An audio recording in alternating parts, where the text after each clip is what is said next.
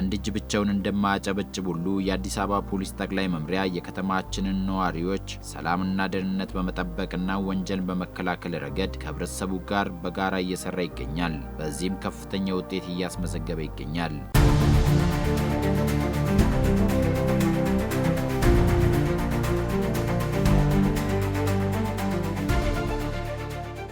የማህበረሰብ አቀፍ ፖሊስ አገልግሎት ጽንሰ ሐሳብን ተግባራዊ ከማድረግ አኳያ በየአካባቢው የቅጥር ጥበቃ እንዲቀጠር ማድረግና ለቅጥር ጥበቃዎቹ እገዛ መስጠት እየተከናወኑ ከሚገኙ ተግባራት መካከል ተጠቃሽ ናቸው። የለሚ ኩራ ክፍለ ከተማ የአባዶ አካባቢ ፖሊስ ጣቢያ የማህበረሰብ አቀፍ ፖሊስ አገልግሎት ማስተባበሪያ ኃላፊ ምክትል ኮማንደር ደስታው የጋራ መኖሪያ ቤት ነዋሪዎች ላይ ይፈጸሙ የነበሩ ከባድ ወንጀሎችን ለመከላከል ህብረተሰቡን ባሳተፈ መልኩ በተሰራ ስራ የነበሩ ችግሮች መቀረፋቸውን ገልጸዋል። ቀደም ሲል የነበረው በተለይ እዚህ አባዶ አካባቢ ያው ከተለያዩ መረጃዎች ከነዋሪዎችም ከፖሊስ አባላትም ባገኘነው መረጃ የተለያዩ ወንጀሎች እንደ ቤት ሰብሮ ስርቆት፣ እገታ፣ ሀንግ ማረግ ስርቆቶችና የተለያዩ እስከ ነፍስ ግድያ ድረስ ከባባድ ወንጀሎች ይፈጸሙ እንደነበርና ከቅርብ ጊዜ ወዲህ ፖሊስ እንደ ማህበረሰብ አቀፍ የወንጀል መከላከል ዘዴ የተለያዩ የህብረተሰብ ክፍሎችን በተለያየ መልኩ የተደራጁትንም ራሱም ፖሊስ ያደራጃቸውንም የፖሊስ የወንጀል መከላከል አጋሮችን በመጠቀም ቀደም ሲል ከዓመት በፊት ወይም ቀደም ባሉ ዓመታት የነበሩትን የወንጀል አይነቶች እንዲሁም ብዛቶች በእነዚሁ አደረጃጀቶች በቀላሉ ከህብረተሰቡ ካሉ መንግስታዊ ካልሆኑም ተቋማት እንዲሁም ቀደም ሲል በገለጽኳቸው አደረጃጀቶች ለምሳሌ እንደ ሰላም ሰራዊት እና የመሳሰሉ አደረጃጀቶች በቀላሉ ህብረተሰቡ አካባቢውን ከወንጀል እንዲከላከልና ዘላቂ ሰላም የማስፈን ተግባራትን እያከናወነ ይገኛል። የጋራ መኖሪያ ቤቶቹ ዙሪያ ያለው የጸጥታ ጉዳይን ከአካባቢ የቀጠና ተወካዮች ጋር በመምከር የቅጥር ጥበቃዎች የደንብ ልብስ እንዲለብሱ በማድረግ መሰራቱ ተገልጿል። በማህበረሰቡ ተውጣጣው በተለይ ከኮንዶሚኒየም ውጭ የሆኑ ጥበቃዎች አሉን ማለት ነው። እነዚያ ጥበቃዎች ቀጥተኛ በህብረተሰብ የተቀጠሩ ናቸው። በህብረተሰብ ብር የሚከፍላቸው በኮሚቴ በኩል እንቅስቃሴያቸውንም በእኛ በኩልም እንቅስቃሴያቸውን እንከታተላለን ማለት በተለይ በምሽት ክፍለ ጊዜ በማህበረሰቡ የተቀጠረ በተለይ ውሃ ሰማያዊ አዲሱን የቅጥር ጥበቃ ልብስ እሱን ለብሰው ይንቀሳቀሳሉ። በፊት ያው የደንብ ልብስ የላቸው ነበረ። ከቀጠና ኦፊሰራችን መታወቂያ በህብረተሰብ ተሳትፎ ተሰርቶ ተሰጥቷቸው ከዛ ሲቀጥል የደንብ ልብስ ለብሰው የደንብ ልብሳቸውን ለብሰው በሚጠበቅባቸው ሰዓት ላይ የሚጠበቅባቸውን ስራ እየሰሩ ከበፊተኛው የተለየ ነው ብዬ የማስበው ይሄን ነው። በአካባቢ ሰዎች አምሽተው ለመግባትና ማልደው ለመውጣት ሲቸገሩ እንደነበረ በማስታወስ አሁን ላይ ፖሊስ ህብረተሰቡን በማሳተፍ ቅጥር ጥበቃዎችን በመቅጠር መለያ እንዲኖራቸው ማድረጉ የፖሊስን ስራ የሚያጎላ እንደሆነም ተገልጿል።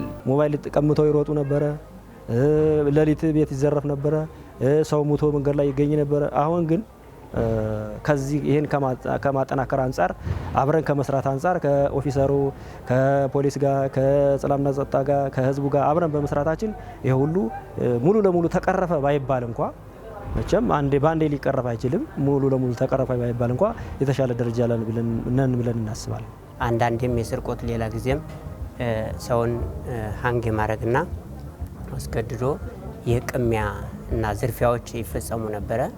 አሁን ላይ ግን ቅጥር ጥበቃ ወይም የአካባቢ ማህበረሰብ ጥበቃ ተቀጥሮ በማህበረሰቡ ከፋይነት እየተጠበቀ ይገኛል። ከዛም ወዲህ ምንም አይነት ወንጀል የስርቆትም ሆነ የቅሚያ ያልተፈጸመ እንደሆነና አሁን ላይ ከቀጠናው ፖሊስ ኦፊሰር ጋር እና ከሚመለከተው የጸጥታ ባለድርሻ አካላት ጋር በመሆን ችግሩን ፈተን አሁን ምንም አይነት ወንጀል እንደሌለ ለመግለጽ እችላለሁ ማለት ነው። ጨለማን ተገን በማድረግ የሰው ህይወት እስከ ማጥፋት የሚደርሱበት አጋጣሚ ነበር። አሁን ላይ እዛ ጋር ማታ ፓትሮል ቅኝቶችም ስላሉ የቀጠና ኦፊሰሩም በራሱ እያቀናጀ አካባቢውን ኮንትሮል ስላደረገ ያ ነገር አሁን ላይ ቀርቷል።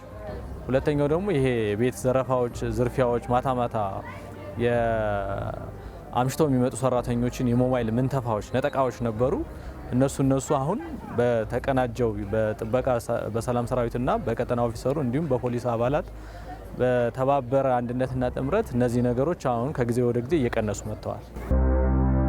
በአካባቢው ከፖሊስ ጋር በቅንጅት የሚሰሩ የሰላም ሰራዊትና የደንብ ማስከበር አባላትን ጨምሮ ከቅጥር ጥበቃዎች ጋር በጋራ ስምሪት ተሰጥቷቸው እንደሚሰሩም ተገልጿል። የሰላም ሰራዊት የሚባል በሰፈሩ ላይ ከኮሚቴ ጋር እና ከቀጠና ኦፊስ ጋር ተቀናጅቶ የሚሰሩ የሰላም ሰራዊቶች አሉ። እሱንም በአንድ ማዕከል ስምሪት እየተሰጡ ማታ 12 ሰዓት ላይ ኦሪንቴሽን እየተቀበሉ ወደ ሰፈር በመግባት የሰፈሩን ጸጥታ ያስጠብቃሉ። ከዛ በተጨማሪም ከሰላም ሰራዊቱና ከቅጥር ጥበቃዎች በተጨማሪ የአካባቢው ማህበረሰብም ለሰላሙ ዘብ ስለሆነ ነቅቶ ነው የሚሳተፈው። ወደፊትም ያን ነገር ያስቀጥላል ብዬ ተስፋ አደርጋለሁ። ከፖሊስ ባሻገር ያሉ ሁለት አይነት ተንቀሳቃሽ ጥበቃዎች አሉ። አንደኛው የሰላም ሰራዊት የሚባል በተለይ ሰላምና ጸጥታ ጽሕፈት ቤት ከፖሊስ ጋር በጋራ በመቀናጀት በሳምንት ሁለቴ በተለይ ሐሙስ ምሽትና ቅዳሜ ምሽት ላይ የአንድ ጣቢያ ስምሪት በሚባለው በጋራ ስምሪት ሰጥተን እናሰማራቸው የሰላም ሰራዊት ከህብረተሰቡ የተውጣጡ በተለይ ቅጥር ጥበቃን በቅርበት በመከታተል አጋርነት ፈጥረናል ማለት ይቻላል። አንደኛው በየሰዓቱ በስምሪት ሰዓት ላይ የቀጠና ኦፊሰሩ በየቀጠናው እያስፈረመ ግንኙነት አለው ማለት በየቀኑ ሳይቆራረጥ። ያም ብቻ አይደለምና በየቀጠናው ደግሞ ከኮሚቴዎች ጋር በመዞር ክፍተቶችን በሲቪል ጭምር እንቆጣጠራለን ማለት ነው። የጸጥታ ስራ ለአንድ ወገን ብቻ የሚተው ተግባር አለመሆኑን በመረዳት የአካባቢ ቅጥር ጥበቃዎች የራሳቸው መለያ የደንብ ልብስ እንዲኖራቸውና ወራዊ ደሞዛቸው በተገቢው እንዲከፈላቸው እንደሚደረግም ተነግሯል። በየወሩ ለጥበቃ የሚከፈሉ ገንዘቦችን እያሰባሰብን በደረሰኝ ወደ ህብረተሰቡ ተሳትፎ ገቢ እያደረግን ህብረተሰቡ ተሳትፎ በየአካውንታቸው የጥበቃዎችን ደሞዝ እየከፈለ ጥበቃዎችን አጠናክረን የተሻለ ስራ እየሰራን እንገኛለን። ህብረተሰቡ በራሱ በጋራ ተስማምቶ ያጸደቃቸውና ህብረተሰቡ በየወሩ እያዋጣ ቀጥሮ ጥበቃዎችን ልምድ ያላቸውን ጥሩ ስነ ምግባር ያላቸውን ቀጥሮ የሚያሰራበትን የቅጥር ጥበቃ የሚባሉት በሱም በተለይ ከዚህ ኦልሞስት አንድ አመት ገደማ ወይም 10 ወር አካባቢ የሚሆን በጣም እንደ መልካም ተሞክሮ የሚነሳ የቅጥር ጥበቃና ውጤት የተገኘበት ቀደም ሲል አሁን ባልኩ አካባቢ በተለይ ከኮንዶሚኒየም ውጭ የሚኖሩ ነዋሪዎች ትንሽ ተራራና ሸለቆ የበዛበት አካባቢ ሌሊት ለስራ ሲወጡ ማታ ከስራ ሲመለሱ ሀንግ ጭምር እየተደረጉ የሚዘረፉ የሚደበደቡ እስከ ግድያ ድረስ የደረሰ ከአመት በፊት በነበረው ስታትስቲክስ የነበረና አሁን ግን ቅጥር ጥበቃ ከተቀጠረ ወዲህ ፍጹም ሰላም ኦልሞስት በሚባል ደረጃ ያለበትና ህብረተሰቡ እፎይ ያለበት መልካም ተሞክሮ ነው ያለው። ህብረተሰቡ ራሱ ነጋዴው አካል ለምሳሌ አዲስ ነጋዴ ሊመጣ ይችላል። አካባቢው ላይ ጥበቃዎችን እናስተዋውቃለን። ደሞዝ ክፍያን በተመለከተ እሱንም ለማሳወቅ እነዛን ሰዎች በምናስተዋውቅበት ሰዓት ማን ነው ብለው ለመጠየቅ እንኳን ይቸገራሉ። ከየትኛው አካባቢ የመጣ ነው የኛ ጥበቃ ነው ወይ የሚለውንም መልስ ለመሰጣጣት ወይም ደግሞ እስኪ ቼክ አድርግልኝ ሱቄን ብለህ ስትወጣ አስረክበህ ለመውጣት ያ ነገር መሆኑ ዩኒፎርም መሆኑ ማች ማድረጋቸው በደንብ ነው ለህብረተሰቡ የጠቀመው። ወጣት ዳኛቸው ደርብ የቅጥር ጥበቃ ሲሆን የቅጥር ጥበቃ ስራን የተከበረ ሙያ መሆኑን ተናግሮ በስራው ወቅትም ወንጀል ፈጻሚዎችን በመያዝ ፍርድ ቤት በማቅረብ የምስክር ቃል እስከ መስጠት ከፖሊስ ጋር በጥምረት እንደሚሰራም ተናግሯል። አንዳንድ ሰው እንደ ንቀትም ያዋለ በጥበቃ በኩል ብዙ ወንጀሎችን እንደውም በፍርድ ቤት ተገንቶ በፍርድ አግኝቶ ያስያዝ ነው ሌባም ነበረ። መንግስት ያመጣው አስተሳሰብ ጥሩ ነው ብዬ ነው ማስበው። ምክንያቱም ለኛም አንድ የስራ እድል ነው፣ ሁለተኛ ደግሞ ፖሊስ በማይደርስባቸው ሁኔታዎች እኛም አብረን የፖሊስ አጋዥ መሆናችን በጣም ያስደስታል ነው ምለው። ለቅጥር ጥበቃዎች የደንብ ልብስ መሰጠቱ ነዋሪው ጥበቃውንና ሌላውን ተመሳስሎ የሚንቀሳቀሱ አካላትን ለመለየት እንደሚረዳቸው ተናግረዋል። በፊት ምን ይፈጠራል መሰለህ ማታ ላይ እንደዚህ ጥበቆቹ በመጠራጠር እነዛን ሰዎች ሲያስቁማችሁ እናንተ ማን ናችሁ ምንድናችሁ የሚል ነገር ነበረ። አሁን ግን ያው የጥበቃ ልብስ ተሰጥቷቸው ተጠርተው የራሱ የጥበቃን እንትን ትምህርት ወስደው ለዚህ ጠንካራ እንትን አድርጓቸዋል አካባቢ ፖሊስ ማለት ነው። ልብስም ጫማም አድርጎላቸው አሁን እነሱ ጥበቃዎቹ ማን እንደሆኑ ተለይቶ ታውቆልናል።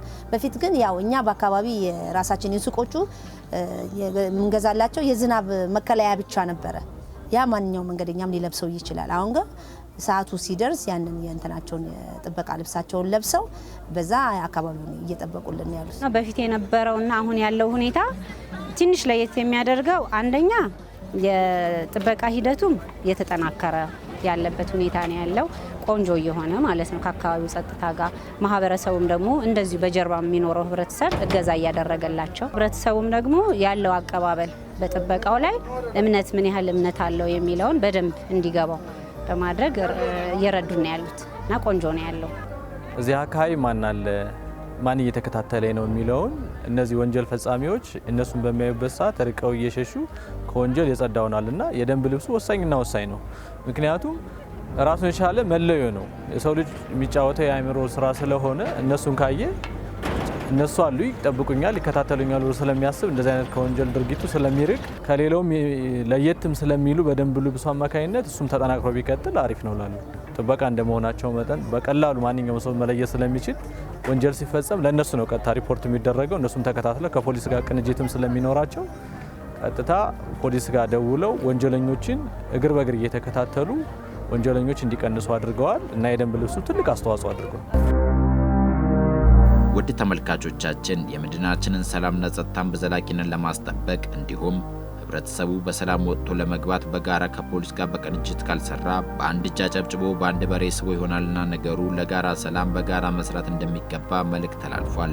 ሌባ ሆኖ እጅ አመል ያለበት ስንት ጓደኞች አሉ። ትክክል ነው። ራሳቸውን በስርቆት መጀመሪያ ሰላማዊ ሰው መስለው ገብተው እጃቸውን ከሌባ ጋር የሚያነካኩ ጥበቃዎችም አሉ። እነሱ ደግሞ በእጃቸው በቅጣታቸው የሚደርስባቸው የደረሰባቸውም ስላሉ ከዚህ ነገር እንቆጠብ ነው የምለው።